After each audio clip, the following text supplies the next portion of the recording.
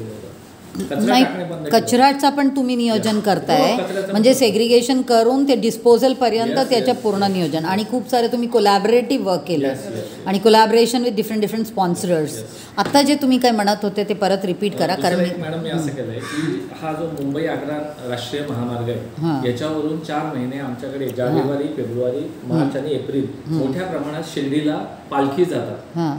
तर पालखी जाता जाता काय करतात, कुठेतरी जेवण बनवतात किंवा कोणी बिडी ओढतं, सिगरेट ओढतं, ते टाकून देतात, बाजूला फॉरेस्टमध्ये लागतात. तर मी त्यावेळेस शिर्डी साई संस्थांच्या अध्यक्षांना पत्र लिहिलं होतं की आपण आपल्या मार्फत ज्या काही पालख्या जातात त्यांना निर्देश द्यावे की कुठेही कचरा करू नये रस्त्यात आणि कुठेही तुम्ही बिडी सिगरेट करू नये, की जेणेकरून, आणि त्याचा परिणाम झाला होता, ते कचरा गोळा करून ते घेऊन जायचे मॅडम. Very good.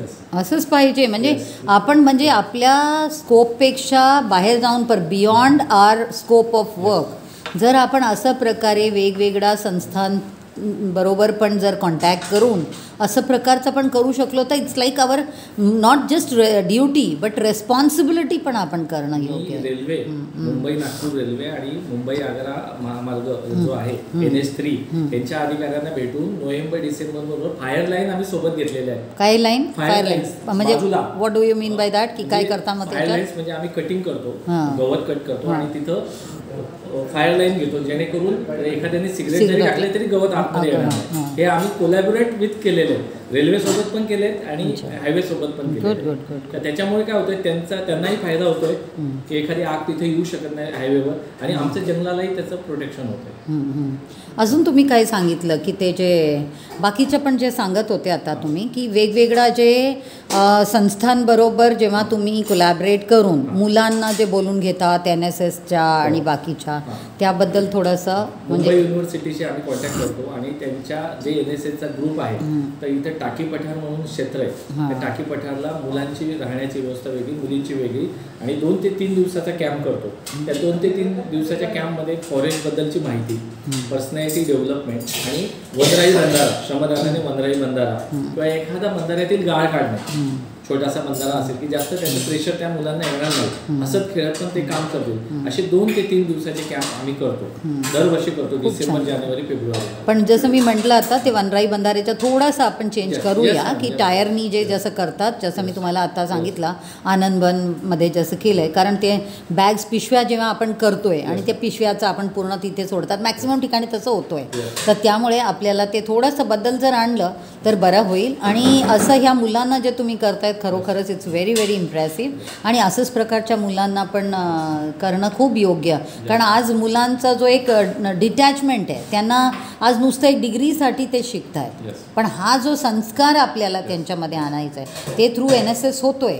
पण आता फक्त NSS नाही, आपण अजून दुसरे पण ग्रुप्सना, जसं NCC पण आहे, स्काउट्स गाईड्स आहे, शाळेतले अशी ह्यांना पण करून, आणि ग्रामपंचायत, कारण एक तर खूप बरं वाटलं की तुम्ही गार्बेज मॅनेजमेंट पण करताय. मॅक्सिमम ठिकाणी ते पण नाही आहे, ते जाळवलं जातं आहे, मॅक्सिमम विलेजेसमध्ये जाळवलं जातं. आत्ता पण आम्ही सकाळी निघालो तर एक व्हिडिओ मी आपल्या ग्रुपवर शेअर केलं आमचं चला जाणूया नदीच्या, की तेच चाललं आहे. पण हा जो तुम्ही म्हटलं आता, तर तुमच्याकडनं पण सगळ्यांपर्यंत पर्क्युलेट होणं गरजेचं, आणि नक्कीच आम्ही ते पण प्रयत्न करत राहू. मग आता आपण जरा मॅप वगैरे बघून घेऊ, ग्रीन कव्हर किती असतं ना. माहुलीला 2 प्रकारचे पर्यटक येतात, एक धबधब्यासाठी येतात, विथ ग्रुप येतात, विथ फॅमिली येतात, आणि एक वरती जाणारे येतात. वरती जाणारे हे साधारण नोव्हेंबर ते मे पर्यंत असतात, आणि धबधब्यासाठी येतात ते जून ते. म्हणजे तुम्ही पर्यावरण आणि हेरिटेज दोन्हीला प्रमोट कसं, आणि त्याची माहिती असायला पाहिजे आपल्या लोकांना, त्याच्यासाठी पण आम्ही तिथं 20 रुपये एंट्री फी ठेवली, उपद्रव शुल्क. ओके. तो त्याच्यात उद्देश असा होता की जे पैसे येतील ते ग्रामस्थांना द्यायचे, आणि 13 लोक अपॉइंट केली होती. ओके. 13 लोकांना आम्ही पर्सनॅलिटी डेव्हलपमेंटचे कोर्स लावले, की उदाहरणार्थ एखादा आला तर गुड मॉर्निंग मॅडम, नमस्कार मॅडम, तुम्हाला काय मदत हवी आहे का, तर 13 लोकांना आम्ही वेगवेगळी कामं दिली. जे चांगले स्विमर होते त्याच्यातले त्यांना धबधब्याजवळ ठेवलं, की एखाद्याचा मृत्यू होऊ नये म्हणून. शुक्रवार, शनिवार आणि रविवार ट्रिमेंडस गर्दी असते, 8 ते 10 हजार पर्यटक त्या ठिकाणी असतात. त्याच्यानंतर जी मुलं लिखाणात चांगली, जी मुलं लिखाणात चांगले, त्यांचं शिक्षण झालं, त्यांना आम्ही पावती पुस्तक फाडायला ठेवलं त्या ठिकाणी. पावती पुस्तक म्हणजे पावती देऊन पैसे कलेक्शनसाठी ठेवलं. जी मुलं तब्येतीला चांगले आणि चांगलं मॅनेजमेंट करू शकतील, पार्किंगचं त्यांना पार्किंगवर ठेवलं. कारण एखादी फॅमिली आली दुपारी आणि त्यांना जर निघायचं असेल तर त्यांना ना 1-2 तास गाडी काढायला लागायचं मला. मग तेच जर पार्किंग व्यवस्थित सुनियोजित असेल तर 10 मिनिटात पण ते निघायचे. तर आज याच्यामुळे काय झालं की लोकांचं इंटरॅक्शन वाढलं. 13 लोकांना आपण 6 महिने रोजगार देऊ शकतो, तिथं एम्प्लॉयमेंट देऊ शकतो. आणि त्याच्यामुळे काय झालं की एखादा वनवा लागला की लोक पळत यायला लागले, हे माझं फॉरेस्ट आहे म्हणून. तिथं मानस मंदिर आहे, ती मानस मंदिरची गर्दी पण आमच्याकडे यायला लागली. जे दर्शनाला यायचे ते धबधब्याला यायचे. आणि मुंबईच्या लोकांना इकडं फार म्हणजे अगदी आणि व्यवस्थित सिस्टमॅटिक. आपण आपल्या फॉरेस्ट बद्दल पण जी माहिती आणि फॉरेस्ट का इम्पॉर्टंट आहे याच्याबद्दल पण आपण देतो. शनिवार रविवारी आम्ही काय करायचो, रोहिदास जगे नावाचे मानस वन्यजीव रक्षक आहे त्यांना बोलवायचो आणि त्यांना सांगायचो की एका ग्रुपला तुम्ही माहिती द्या, हे तुम्ही उभे आहात कशात आहात उभे, कांसा अभयारण्यात आहे, तिथं कोणकोणते पक्षी आणि प्रजाती आहेत आणि इथं जाताना कोणत्याही प्रकारचा आवाज नाही, नॉईज नाही. फक्त जे सुचवले ना की बायोडायव्हर्सिटी मॅनेजमेंट कमिटी हा जरा तुम्ही एन्श्युअर करा, त्याची प्रॉपर रिपोर्ट्स बनवा.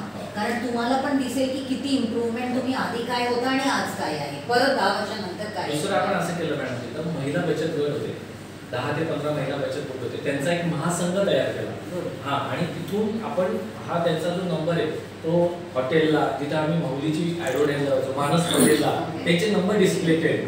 आणि हळूहळू ते नंबर एवढे डिस्प्ले झाले की 10 नंतर ते बुकिंग घेत नव्हते की आम्ही 10 लोक आहेत, आम्हाला जेवण पाहिजे, शाकाहारी पाहिजे, मांसाहारी पाहिजे. आणि आपण तिथे किचन शेड बांधून दिलं, त्याची कोणतीही फी घेतली नाही. पण त्यांच्याकडनं काही प्रॉडक्ट्स जसं गाव भागातलं किंवा जे आपल्या वनविभागातला जे ट्रायबल्सना खूप इम्पॉर्टंट, म्हणजे ते असे काही जडीबुटी असू द्या की काही इम्पॉर्टंट शाकभाजी पाला ह्याच्याबद्दल पण जर आपण काही, म्हणजे कारण आज कसं नॅचरोपॅथी आणि नॅचरल याच्यासाठी खूप हे वाढायला लागले. तर ते जे हीलर्स आहेत म्हणजे ट्रायबल हीलर्स पण, कारण आपल्या फॉरेस्ट रिजनमध्ये ट्रायबल्सच आहे, त्यांच्या पण एक लिस्ट तयार करा. कारण हे जे हीलर्स आहेत ना हे मोठे डॉक्टर, आयुर्वेदिक डॉक्टर्स आहेत, यांच्यापेक्षा जास्त आहे. पण त्यांच्याबद्दल आपल्याला माहीत नसतात आणि ते कधी मरून जातात. मग त्यांच्यासोबतच त्यांच्या सर्व जे नॉलेज आहे ते गायब होऊन जातात. म्हणून तुम्ही ते ट्रायबल रिपॉझिटरी पण क्रिएट करा, ट्रायबल हीलर्स रिपॉझिटरी, ते खूप चांगलं होईल. आम्ही काय करतो, तिथे एक मोठं किचन होतं, म्हणजे एक शेड होती, ती त्यांना किचन म्हणून वापरायला द्यायची. तुम्ही जेवण बनवा आणि पैसे घ्या तुम्हाला आणि तुमचं उत्पन्नाचं साधन ठेवा. आणि त्यांच्यातल्याच काही लेडीज किचन कोणी क्रिएट करून दिलं, किचन